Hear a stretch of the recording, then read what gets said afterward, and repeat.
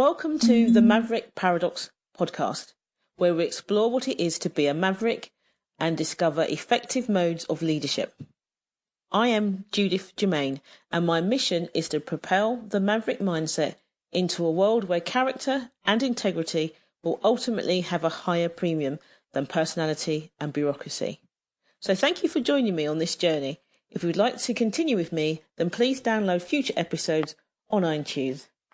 Well, today we're going to talk to Athena Mae. She's a miracle worker in the remote assistance arena. Hi, Athena. Hey, Judith. How are you? I'm good, thanks. I understand you've got a few burning questions on Mavericks. Absolutely. I mean, I loved your book, as you know. I mean, I've read it a couple of times and I do a bedtime story slot sometimes on Facebook for friends as a bit of a laugh and a joke.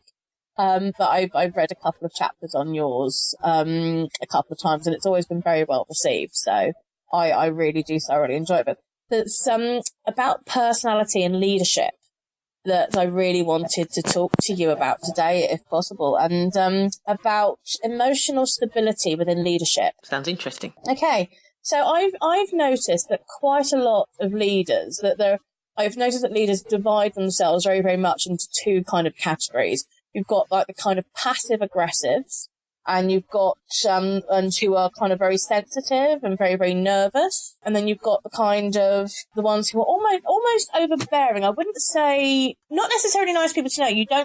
They are described as, oh no, don't upset them kind of thing within their work circles. And I know that there are mavericks of both kinds that come into this. So I guess my question is, how would you, as a contractor, as a not as an employee, but as a contractor for these people, how would you advise kind of like managing the manager's expectations of you as a maverick? Okay. I think that if all managers consider themselves to be managers of people who are maverick, who are willfully independent, then their leadership will really be top of the game. So you asked, how would you harness that maverick power? How would you get that maverick working for you? I think a few things. I think the first important thing is to remember to lead and not manage. So whereas a conformist might need to be told every little thing they need to do, or might need to double check every step of the way, a maverick really needs the autonomy just to get on with it. If they're not sure, you'll know they're not sure because they'll ask constant questions until they understand what they're doing. They want to be led. They want to be inspired. They want autonomy. They want to be trusted to do what they need to do. They just want to be left alone. They just want to be left alone almost to get on with it. Definitely. Absolutely. Also, the second thing is they want to be having the right level of recognition. Whereas an extreme maverick is quite ego-driven, so they will probably need constant telling. Yes, that's right. Yes, you are really good at what you're doing. And as a manager, you need to consider long-term if that's how you really would want to manage them. But with a socialised maverick, what tends to happen is that they work long hours, they get the work done, but people tend to get used to the way that they're committed to their roles, so they stop thanking them, stop recognising what it is that they do, and after a while mavericks get very upset that they're taken for granted. You know, that's I'm laughing because that is literally my entire work history. I throw myself in. I work and I have always, then when people just stopped like kind of even like communication about it, and that's absolutely my entire work history, apart from when I started working for myself. It's definitely typical. The next thing is they want structure without structure. So what I mean by that is not rigid rules, but they need to know what the boundaries are.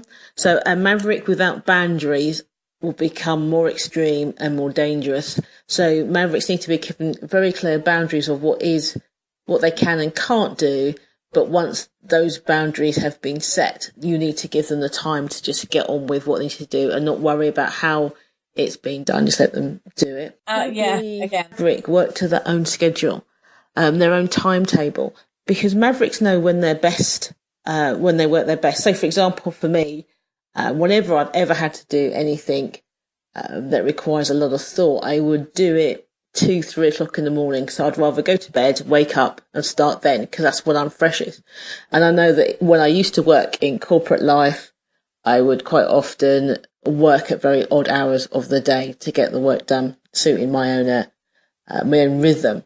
And I think what tends to happen is people insist that Mavericks work exactly at the same time everybody else needs to work, even if that's not necessary, so that can actually stop creativity and make the Maverick quite resentful, because they know that they're not getting the most that they could get done.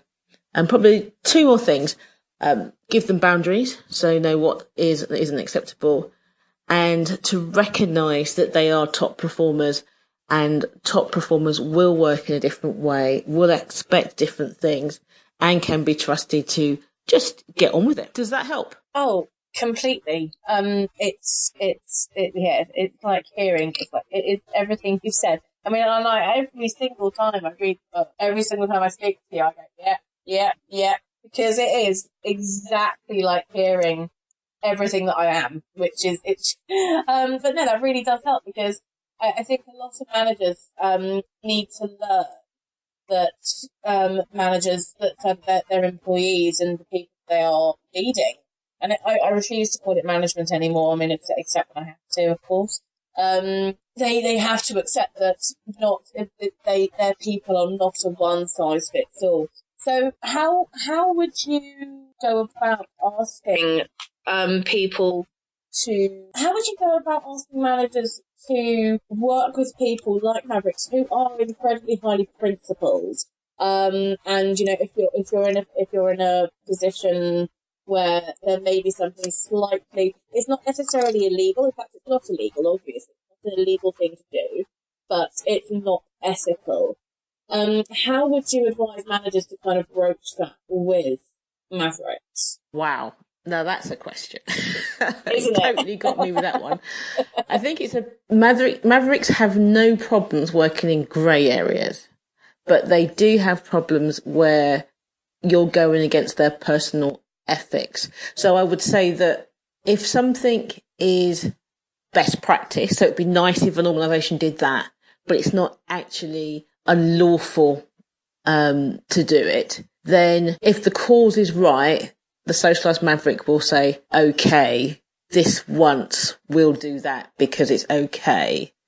But if it was something like, right, so I'll give you an example. I worked in an organisation that they were a contractor of a very large public sector area, and they had promised that they would keep all their staff.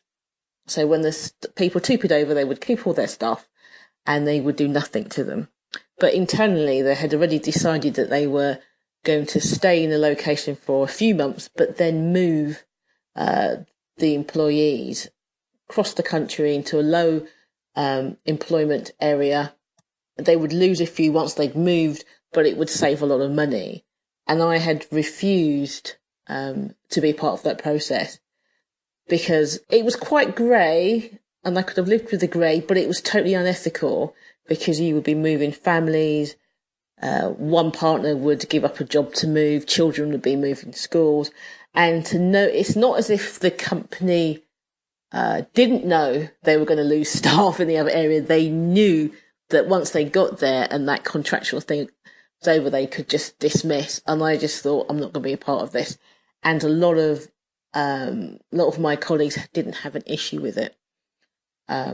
Eventually, the organisation decided it wasn't worth the effort to do it, and it wasn't right ethically. But I had to work very hard with the organisation to show them that what they were doing was wrong. And I think somebody with a little less courage and a little less certainty of who they are and their integrity levels would have struggled. Did you lose faith in that company and those leaders? Absolutely. The minute they told me on no uncertain terms it was my job to do it, and they would sack me if I hadn't do it. They did not sack me, but I did. I knew at that point, that was the time when I knew I was looking for another job. I was totally and utterly disillusioned. There was a huge difference between the public message or when they hired me to what they were actually like internally. So, yeah, that was a definite, because I think the thing with Mavericks is once you've lost their trust, you don't really get it back. I would completely agree with that. I would really, really agree with that. If you've lost our trust once, you're not going to get it back. We will always hold that. It's not that we don't, I mean, and do correct me if I'm wrong, it's not like we hold a grudge, because it's not a grudge, it's not a grudge. It's definitely not a grudge. It's more of a kind of like, no, you know what? I've seen your true colours now. I will work with you happily. I will be there. I will do what needs to be done. But I've seen your true colours now. I know what you are. I think that the difference is most, especially in organisations, Mavericks, socialised Mavericks, looks at what the company vision is. And often they're in organisations where the staff are disillusioned and disengaged. And they say, yeah, okay, I can buy into that. I can do that. And then they translate that into language that their followers will understand and accept. And they lend their reputation to the company. So what happens is that the employees trust the Maverick, the socialised Maverick, and they buy into their reputation as an individual. So every time a decision is being made, you as that individual Maverick is saying, how is this going to affect my reputation? Because for a socialised Maverick, reputation is key. And they don't want other people to follow them over a cliff. Absolutely. That's exactly what it is. And within business, within everything, my reputation has always been I couldn't care what people think less of me personally, but in a business world, every single person that I've ever come into contact with knows that if I say it'll be done, it'll be done. You know, I used to, I do get people calling me the miracle worker, and it's like, well, miracles, like, they just take a little time sometimes to actually happen. And absolutely right. Yeah, it's that you're quite right in that. It's just knowing that's how it's going to be. So I guess the other thing I really wanted to ask you about was, how you think things like the Myers-Briggs test, EFNJ, NFNG and things like that, how they actually cope with maverick personalities. Because what I found with it on a personal level is that when I do things like Myers-Briggs for companies, they often come up with incredibly interesting types that I didn't think I was. And then when I go and do them in another situation on a different day with a different mindset to things, I will come up as an entirely different character. How do you think that translates with Maverickism? Good question. I think tests like that are preferences. So it's how would you prefer to work in a particular area. So it is based on what you're doing at that period of time. And I certainly know that in my Myers-Briggs, when I was in a corporate world working as an employee, I had one particular profile. And then when I started to work for myself, I had a completely different one. But when I looked at the detail of I could see that actually wasn't completely different, but they were different extremes were being highlighted. And I think the difference with some of those things, some of those psychometric testing, is they're only going at one level, like say personality, whereas with looking at the four different types of individuals in terms of how maverick they are, it's looking at the personality, looking at the behaviour, it's looking at what they would do, and some things aren't going to change. So a maverick behaviourist, for example, is a conformist who will borrow the maverick traits in an area they want to be successful in. So maybe sport or maybe work, but then they will go home and be more conformist. They're not going to be a maverick in all circumstances, like an extreme maverick or socialised maverick. And those four descriptors that I use in the book to describe people is who they are all the time. And a lot of the psychometric testing and stuff is who you are in a particular setting, like work. So if you're sitting and doing your Myers-Briggs thinking about what you're like at work, you'll come out one way. And if you think about what you're like when you're with your friends down the pub, or when you're at home with your partner, you may come out in a profile next, in the grid next to the one that you was at work, say, for example. Yeah, I see that entirely. Because, my Myers-Briggs profile, depending on where I am and in what circumstance, it depends on how and why you're taking it. My Myers-Briggs profile within the employment world was very, very different to how I actually saw myself. And I was thinking, what use do you think those actually have in workplaces? Do you think it would be there is a better system to maybe see if people are maybe mavericks and conformists, and what type of mavericks are? Not to necessarily say that okay, this person, every single. Well, I do think that every single company should look to see who the mavericks are in their company and work and adapt to that. Because at the moment, I do think mavericks are severely disadvantaged in some ways, but especially within employment. But do you think there is a need for a different test for employment profiles? Interesting one. I think things like OPQs, Myers-Briggs, and all those type of things are useful in so much as the person who's the practitioner, the person who's assessing it, truly understands what it is that tool is actually assessing.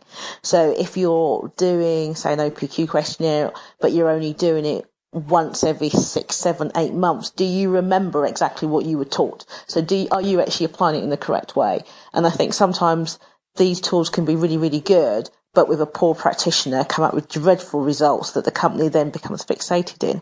I think you have a great idea about really looking more as the individuals, whether they're, where they sit in terms of their maverickism. And I think the reason I say that is if you think about millennials now, even the early and the late millennials as a one group, they are the biggest population in the workplace, or soon will be in the next 3 or 4 years.